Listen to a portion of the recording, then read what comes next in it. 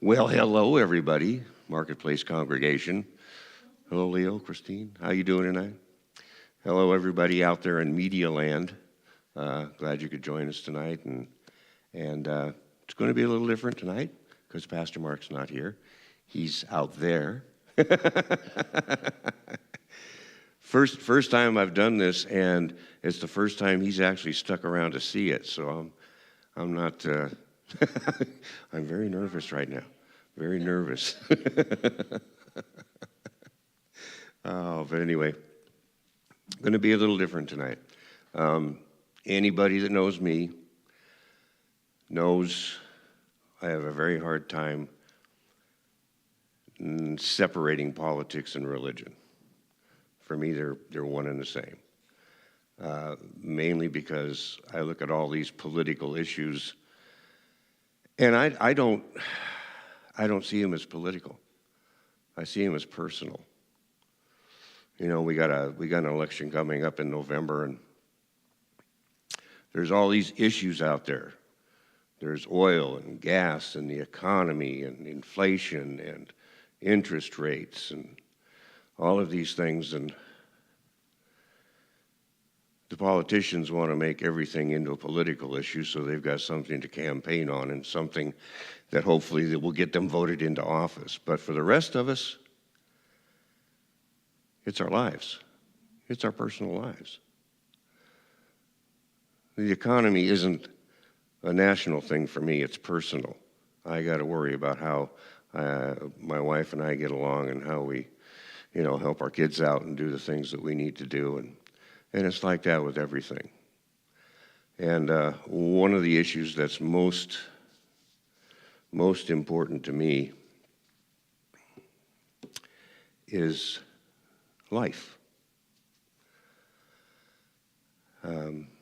We were always talking about all these issues, and just like God did for Andrew Sunday, put something on his heart that he was probably hesitant to share, but he felt like he had to do it anyway. That's kind of where I'm at with this issue.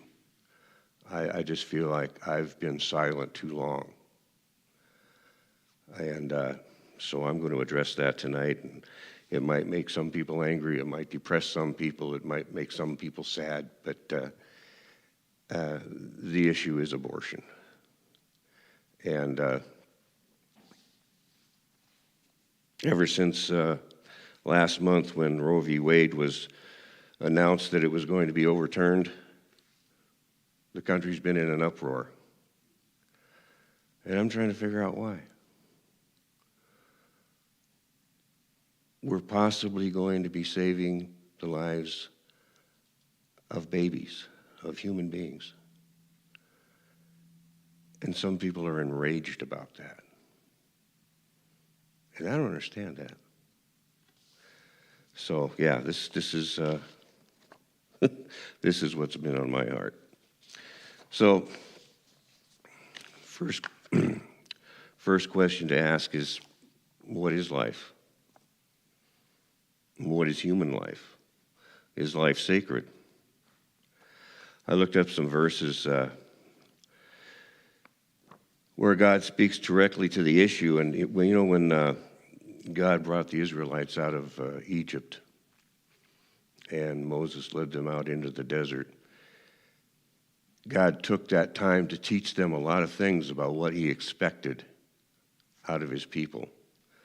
And in Exodus, there are several passages that talk about it. I'll apologize, I don't have any handouts tonight. I forgot.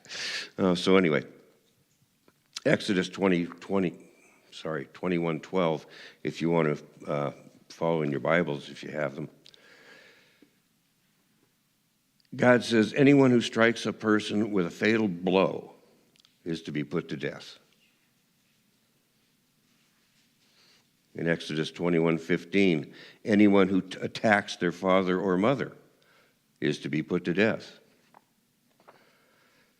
Exodus 21:23 through 24 says, if people are fighting and hit a pregnant woman and she gives birth prematurely, but there is no serious injury, The offender must be fined whatever the woman's husband demands and what the court allows. But if there is serious injury, you are to take life for life, tooth for tooth, eye for eye, and you know how that goes. So obviously, human life is pretty important to God. Why? Anybody know why life is important to God? We're made in the image of God. Because he made us in his image. He made us to commune with him, and we are actually kind of a triune spirit like he is. We have a body and a soul and a spirit. And in that sense, we have the capacity to have a relationship with God that other species in the animal world don't have. We are unique.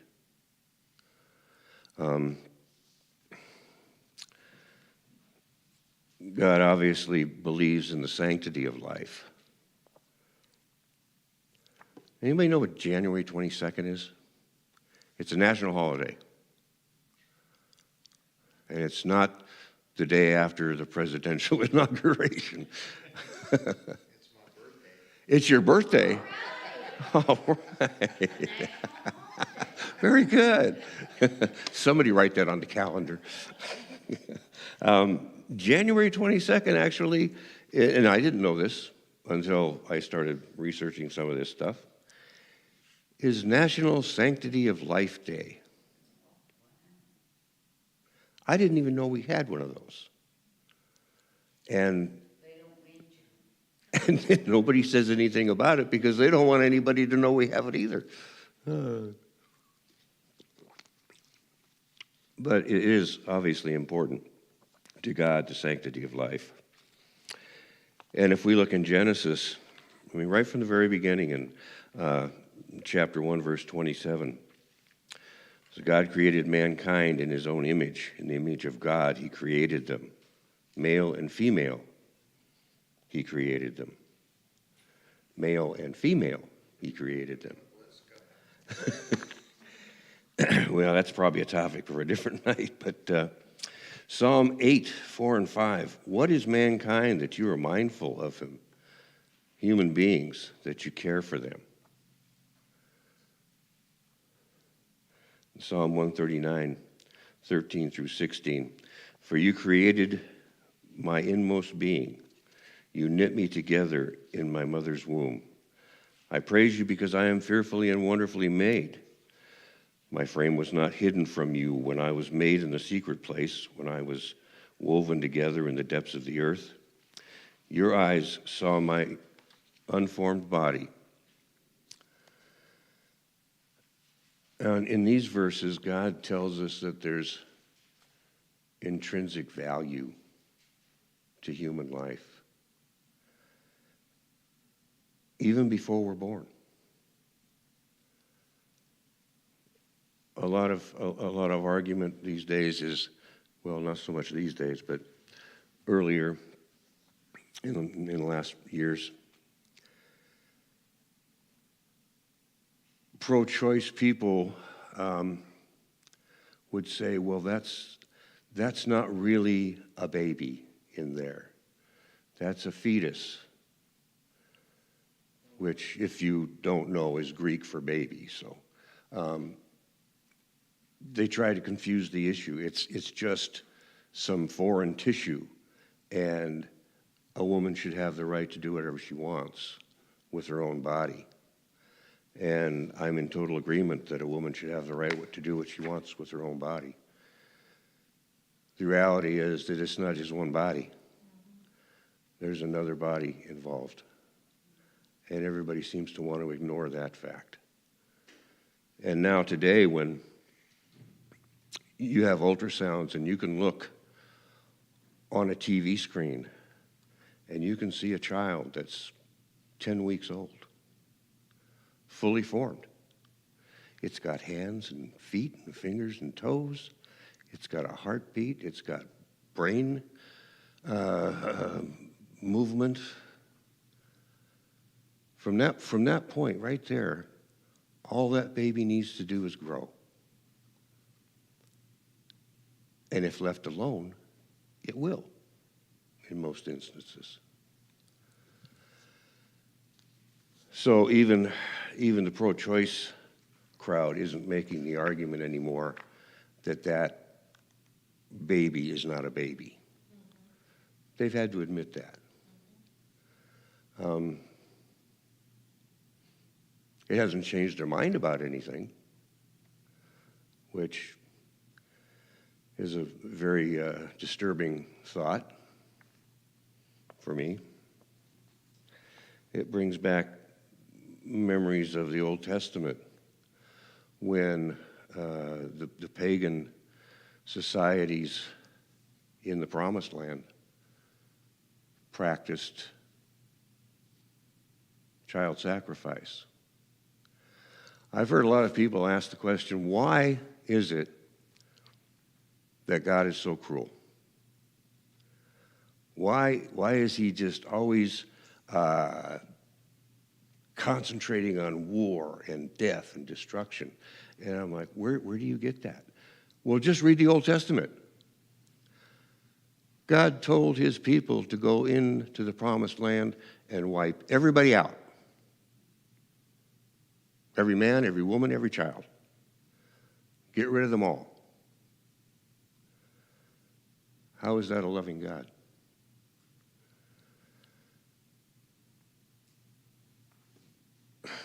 First of all, the reason God told his people to do that is because those pagan societies were getting the just punishment for their own actions.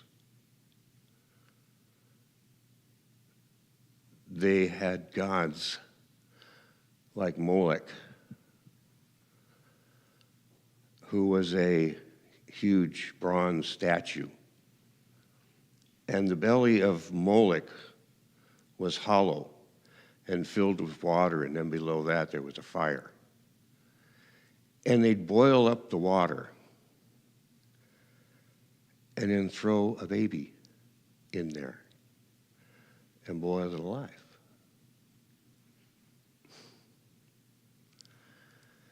Maybe that's why God said, destroy those people. There was also another god, Topheth,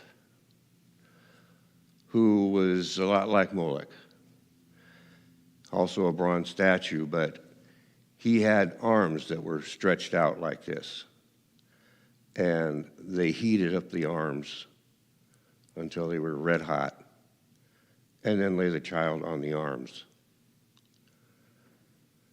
and sacrificed the child that way.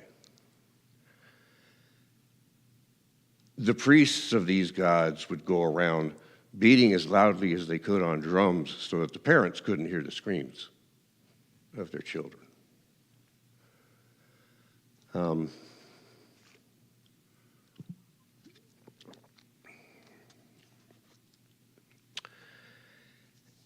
Maybe that's why God said, destroy these people. Because they had become such idolaters, such inhuman people to be able to do things like that to their own children.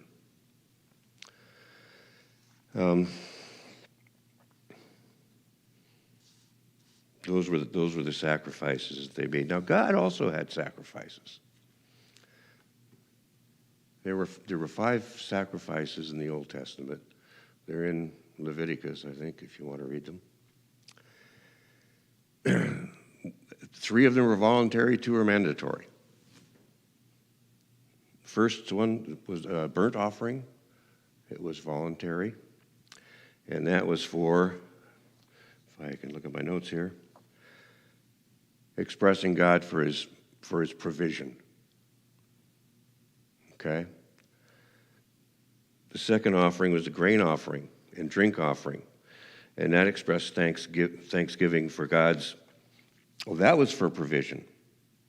Burnt offering expressed commitment or devotion when somebody wanted to do a devotion thing or express some kind of commitment, make an oath to God to do something, there would be a burnt offering. And then when they wanted to thank him for provision, there would be a grain and drink offering. And there was a peace offering, which was also voluntary. And that was an offering to give thanks for fellowship, for the fact that they were together in a community and people with people. Then the last two were mandatory offerings. And one, of course, was the sin offering. When you did something wrong and you know you did something wrong and you wanted to seek forgiveness for that, you would get your offering, whatever it be, might be a bird or a bull or a ram or a goat or whatever, depending on the sin. You take that to the priest and offer it to God. And that would be a sin offering. There was also what was called a trespass offering. And that was for unintentional sins. If you did something wrong by accident and you wanted to atone for that, you would do a trespass offering. And those are the sacrifices that God proclaimed and demanded. Well, 2 demanded and 3 were voluntary. You notice that in all those sacrifices, it was either grain or wine or an animal. But the pagan religions took it one step further than that. They sacrificed their children. A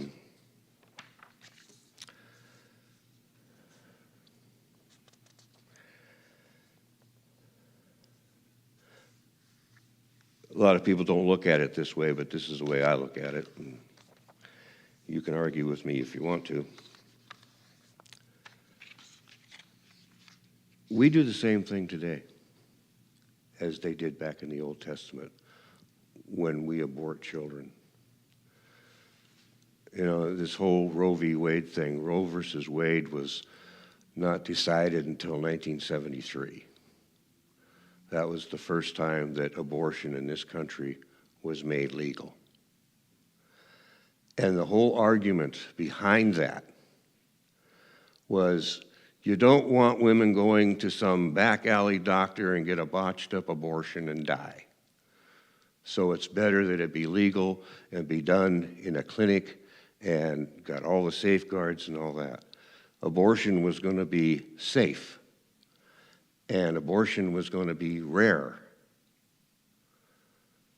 Abortion would be for cases like rape and incest.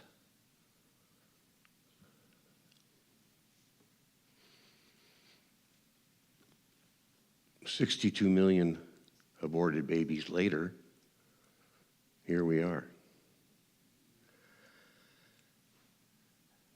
A very, very minute percentage of those have anything to do with rape or incest or even the health of the mother. Most of those abortions are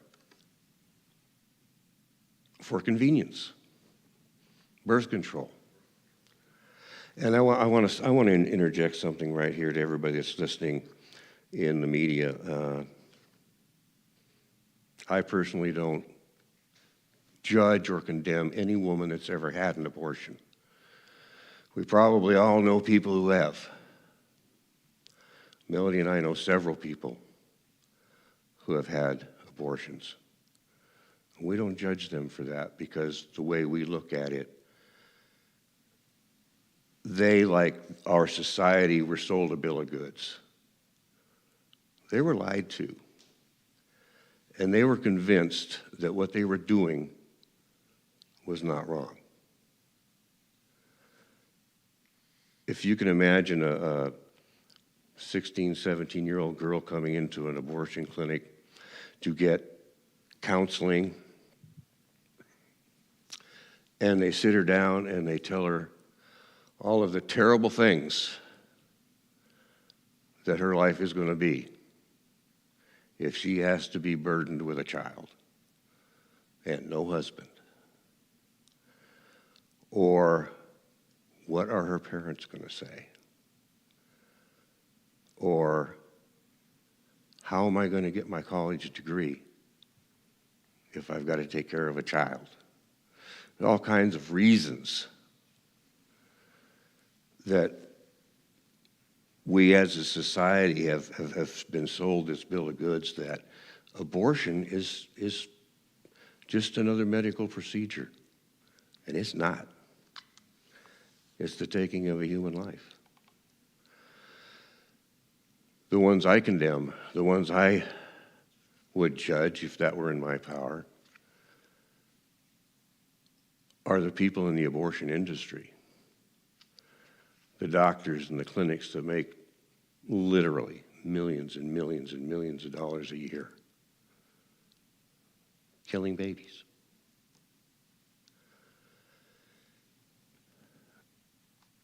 And as a church, we've done nothing about this. We've sat back, we've kept silent, individually, corporately. And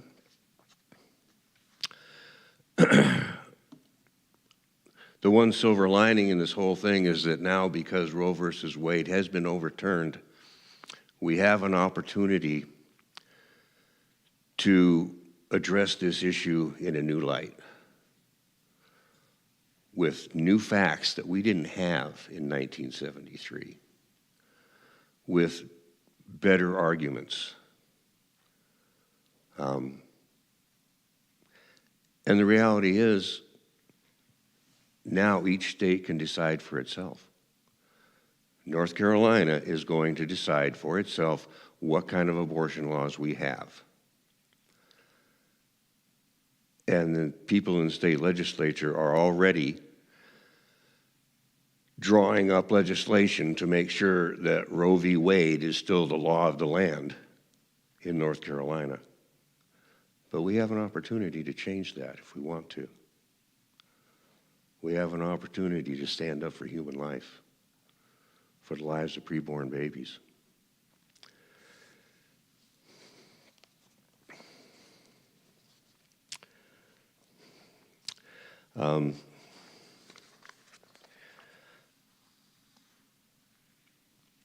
Way back when, even the Greeks and the Romans denounced child sacrifice. They got rid of gods like Moloch and Topheth and outlawed them so that child sacrifice as a religious practice was virtually wiped out. Now, yeah, there were still women who had abortions from time to time, but it wasn't a wholesale industry. And then, early in the 20th century, in the 1920s, a lot of people started talking about abortion again. And there were reasons for that. Overpopulation. The world can't handle this many people. We've got to get rid of people. And the easiest way to do that is to abort babies.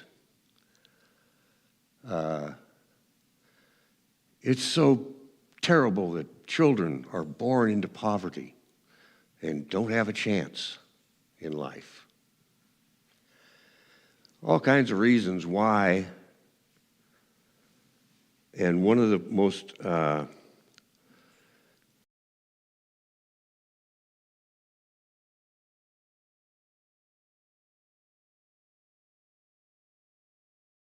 for abortion was a woman.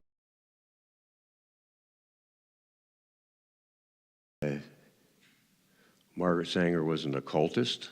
She was British. She was severely abused as a child.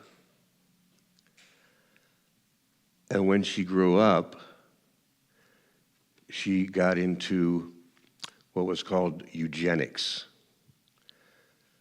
along with a couple of her very good friends. You might have heard of them: Woodrow Wilson, 28th President of the United States, and George Bernard Shaw, one of the greatest writers of the day. And they all advocated this idea of eugenics, which was, we can create a perfect society if we just get rid of the dregs. By that, the dregs would be the physically infirm, the mentally infirm, minorities. If we just get rid of all the riffraff, we can have a perfect society. Margaret Sanger was once heard to say, how can we breed a race of thoroughbreds in a pasture full of weeds? And she was instrumental in starting clinics in England, in America, that would sterilize minority women so that they couldn't conceive. She would go on these campaigns and she'd go to these poor communities. She'd say, it's your life that you're living is so terrible, you don't want to bring children up in this. Think of what a burden it's going to be when you have children. You can't even take care of yourself. How are you going to take care of a child? And convinced many, many women to get sterilized. And again, amazingly enough, that was mainly in minority communities. As it went on, she actually created an organization called the Negro Project that focused specifically on sterilizing black women. As she went on from there, she founded another organization that became what we know as today as Planned Parenthood. Planned Parenthood tries to say, we're here to help women with their reproductive health. No, they're not. They're there to convince young girls who find themselves in trouble to get an abortion and pay them $1,500 or whatever the price is today. I don't know.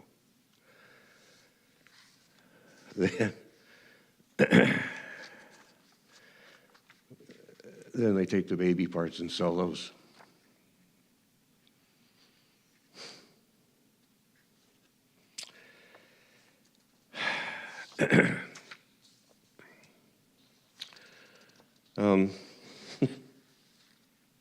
I don't know. Like I said at the beginning, I apologize for this being maybe an upsetting or depressing message tonight. But again, this is something God put on my heart. And I felt like I had to get it out. I had to say it, or I was going to explode.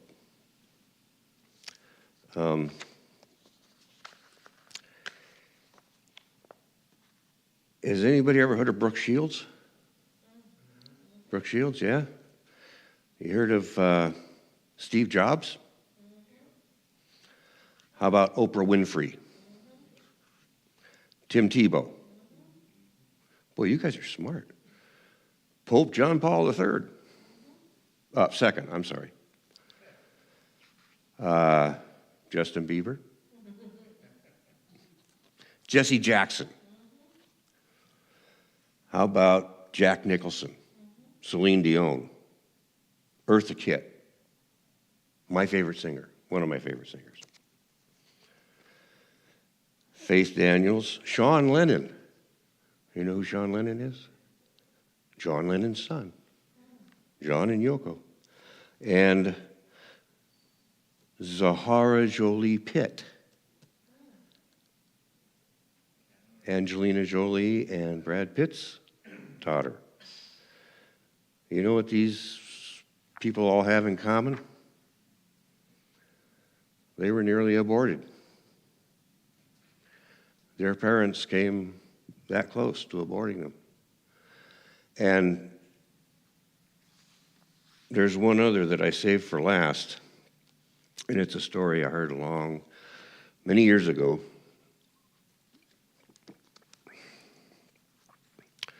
Was in Venice, I think, in the 15th century, 16th century. A peasant girl's walking down the street, and this nobleman comes by in his carriage, and he takes a look at her and says, "Go get her, she's coming home with me." And of course, the peasants back in those days had to do whatever the nobleman said. So she went to live with the nobleman for a while and become his mistress. Then something untoward happened. She fell pregnant. My wife's got me watching Call the Midwife. Like, if you can believe that, yeah. And that's what they say. Oh, she's not pregnant. She fell pregnant. Okay. So anyway, the peasant girl falls pregnant. The nobleman dumps her back in the carriage, takes her back to town, says adios, or buonasera, I guess, which is what you'd say in Italy. She goes to find the local physician and tries to convince the physician to give her an abortion. And he, being a good Catholic, won't do it, which is probably pretty good for the world as we know it, because the baby she was carrying would later become Leonardo da Vinci. And that story makes me wonder, out of the almost 900,000 babies that were aborted last year, how many Einsteins could have been there? How many Da Vincis? How many Oprah Winfreys? I don't know.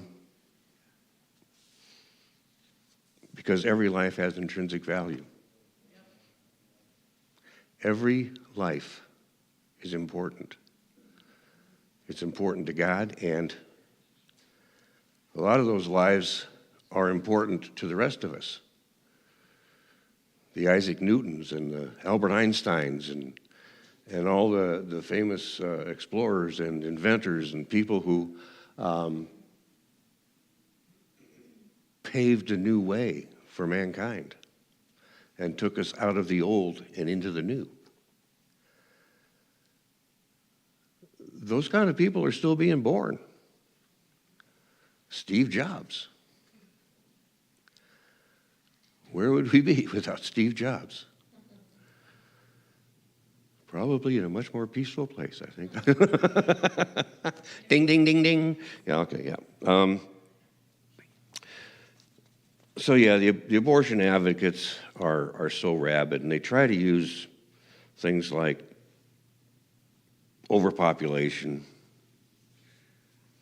They won't say so, but minority control. 70% of the abortions in this country, so I've heard, are done on black women.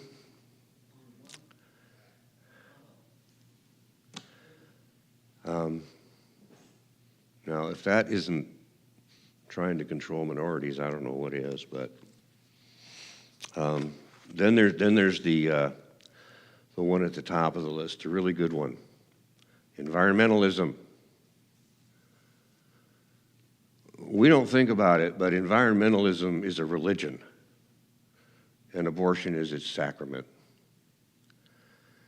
You've got people, just ordinary, everyday people, who are totally convinced that this world cannot exist with as many people as it has. Now, they've been saying that for the last century, and we're doing just fine. And there'd be plenty of food for everybody if the politicians would get out of the way and quit controlling everything. But yep, that's the reasoning behind it. We've got to reduce the. What did Ebenezer Scrooge say in A Christmas Carol? Something about some poor guy, and he says, "Well, Why doesn't he just die and thereby decrease the overpopulation? Yeah. That's right. Surplus population, that was it. Thank you, Leo. That's the attitude.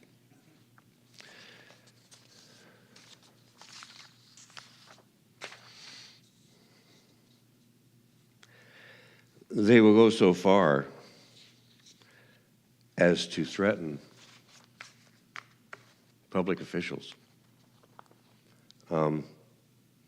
Again, before the Roe v. Wade decision came out officially, there were riots in front of the Supreme Court justices' houses, Gorsuch and Kavanaugh, to be specific. Politicians like Chuck Schumer said things like this: I want to tell you, Gorsuch, I want to tell you, Kavanaugh, you have released the whirlwind and you will pay the price. You won't know what hit you if you go forward with this awful decision. Does that sound like a threat of violence? It does to me. Was anything done to Schumer? No. But about 2 weeks later, a guy from California shows up on Kavanaugh's front porch with a knife and a gun and duct tape and I don't know what else. And he was going to kill Justice Kavanaugh. These politicians need to understand that the words that they use and what they say will incite people to violence. And in fact, I think they know it will.